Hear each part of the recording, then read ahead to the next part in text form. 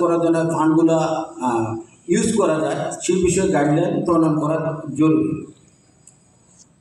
আমাদের এখানে mutual fund ইন্ডাস্ট্রির একটা চিত্র আমি দিই যে বাংলাদেশে 0.9315 billion mutual fund industry market, পাকিস্তানে 4.56 বিলিয়ন, ইন্ডিয়াতে 819.29 বিলিয়ন। এখানে আমি জাস্ট 37 মিউচুয়াল ফান্ড গ্রোথের মিউচুয়াল ফান্ড একটা চিত্র দিই।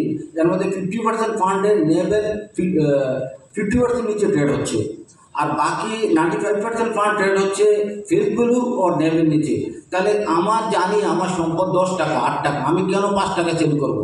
দ্যাট মিনস মিউচুয়াল ফান্ড ইন্ডাস্ট্রিতে ট্রাস্টের অভাব আছে, ঘাটতি আছে, সেটা আমাদের এখানে ফাইন্ড আউট করতে হবে কেন ট্রাস্টের অভাব ঘাটতি আছে, এখন এটা কীভাবে স্ট্রেংথেনিং করা যায়। এক্ষেত্রে আমাদের কিছু স্ট্রং রেগুলেটরি মেজার নেওয়া উচিত।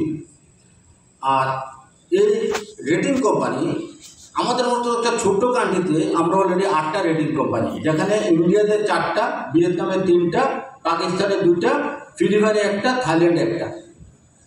এই রেটিং কোম্পানি ওনারা এখন কী করছেন, ওনারা এখন প্রতিযোগিতা করছেন। এখন একটা ব্যাংকে ওনারা কনসিস্টেন্টলি ওরা ট্রিপল-এ রেটিং করেছেন, ওই ব্যাংকে দেখা গেছে 1.74 লাখ কোটি টাকা লোন দিয়েছে উইদাউট ক্রেডিট অর্ডিন্যান্স। এই ক্ষেত্রে এই রেটিং কোম্পানি যে আমাদের ক্যাপিটাল মার্কেট তথা ফাইন্যান্সিয়াল সেক্টরকে স্ট্রেংথেন করার জন্য রেটিং কোম্পানিকে আরও জবাবদিহি করতে হবে। এখানে পলিসি সাপোর্ট দরকার। জাস্ট একটা এক্সাম্পল আপনারা দিচ্ছি, দেখেন যে 10টা ব্যাংক যে পোস্টাল ব্যাংকে দিল, প্রবলেম ব্যাংক বলা আছে, সেই 10টা ব্যাংকের যে অডিটর এবং একটা বোলিং তার একটা নিউজ ডিসেম্বরের 1 তারিখ বরাবর ওদেরকে ট্রিপল-এ ডাবল-এ রেটিং করেছে, কিন্তু ওদের ব্যাংকের ভিতরে কোনো টাকাই নেই। ওরা এমনভাবে লোন দিয়েছে কোনো বেস নেই। তাহলে কীভাবে রেটিংটা হলো?